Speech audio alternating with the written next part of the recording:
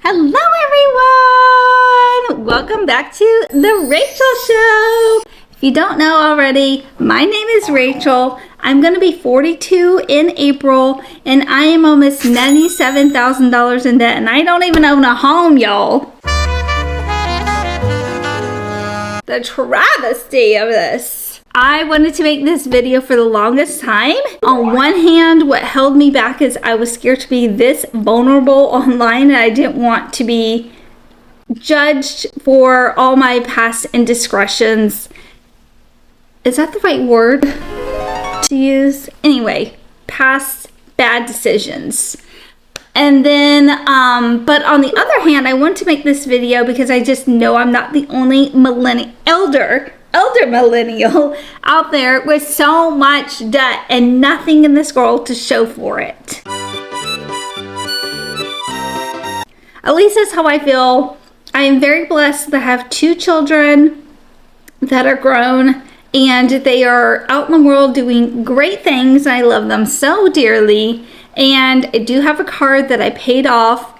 I did have a townhouse a few years back and I sold it in the height of the market. I was able to pay off my car, so that was good. I did start a business that was a complete failure and I lost a ton of money doing that. But you know, you live and you learn and you got to try things in life and you got to bet on yourself sometimes, so did that. But I should have just put that money onto my debts and call it a day. And just had some money in savings because this is a disaster. Anyway, let's get into my debts.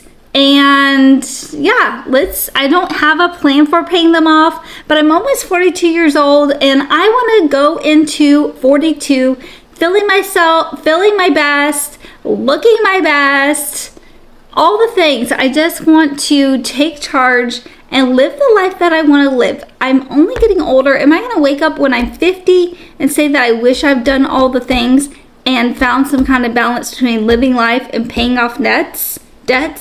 Or am I going to just throw all my money into debts? So let's break down all my debts. Let's get into all my debts, okay? So for student loans, that's my highest balance. I owe $83,000 and some change. That has grown about almost $17,000 in interest over the last several years. I graduated in 2014. I was a late bloomer, if you will. After I got divorced, I decided it was time to go back to school. I knew I just could do better for myself. So I graduated way later than everyone else. I was in my early 30s or around 30 years old.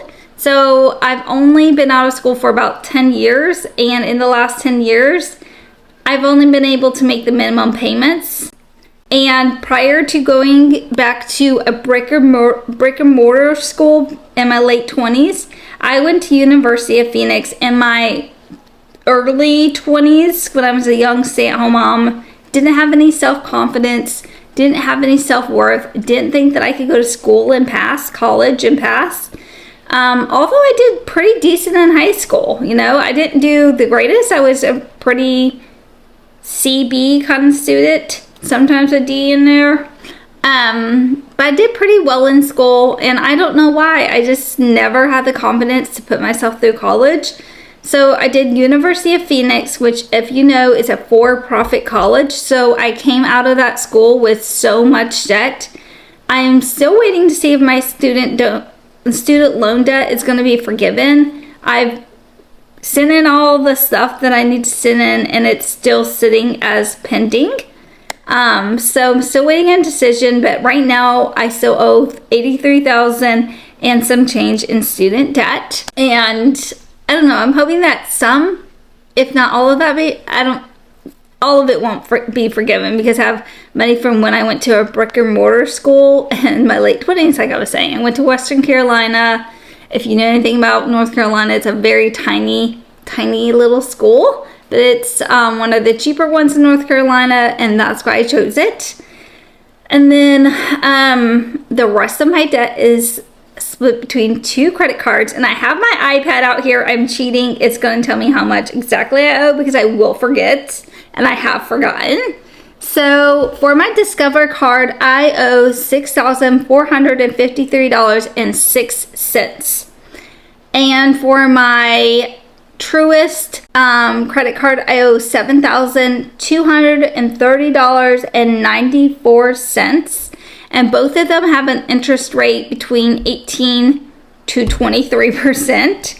And it's absolutely killing me. I have been making my regular payments. I've been making my minimum payments mostly because I've never been in a position until this year that I can actually pay more than my minimum payments. How I got into almost $13,000 and some change of credit card debt is mostly just living life. That entailed being a single mom. I did have to pay child support because after a few years after my ex and I got divorced, we have 2 kids together, and they wanted to go live with their dad. And because their dad is a complete narcissist, even though he made more money than me, he took me to court, and I ended up having to pay child support. So I lived off of minimum funds.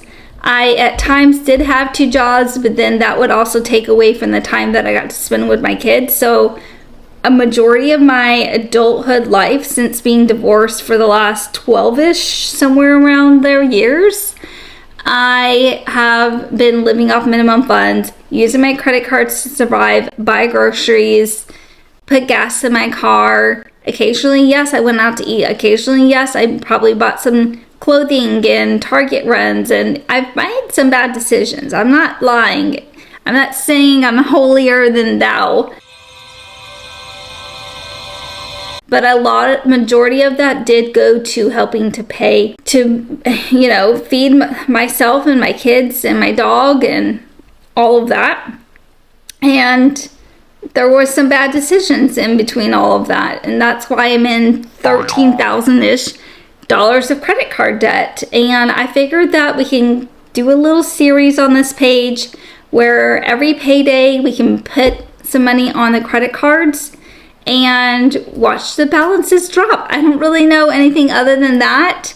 I plan on putting stuff like money on them every 2 weeks when I get paid. My student loans, I'm very grateful that right now, for some reason, they are still in, not forbearance, but maybe forbearance is the right term. Basically, I don't have to make any payments on them because my decision on my forgiveness hasn't been made. And because of that, I still don't have to make a payment. So very grateful, and gonna ride this till the wheels fall off and do as much damage to these credit cards until the student loans kick back in. And hopefully some of that $83,000 goes away, because $60,000-ish is for University of Phoenix. And only about $20,000-ish, give or take a little, is for Western Carolina, because Western Carolina did take a bunch of my credit, so I ended up only having to go for 2 years.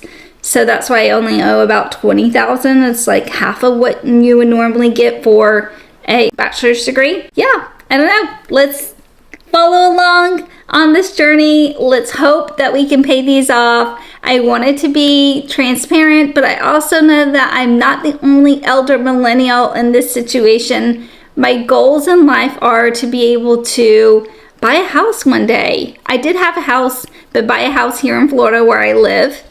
Buy a house here in Florida, upgrade my life a little bit. I would love to have a home that my grandkids can come over on Christmas. If my kids ever go through hard times like I did, then my kids can always move back into the house if they need to. I don't need a mansion, but I would love a nice little 3-bedroom, comfortable living house.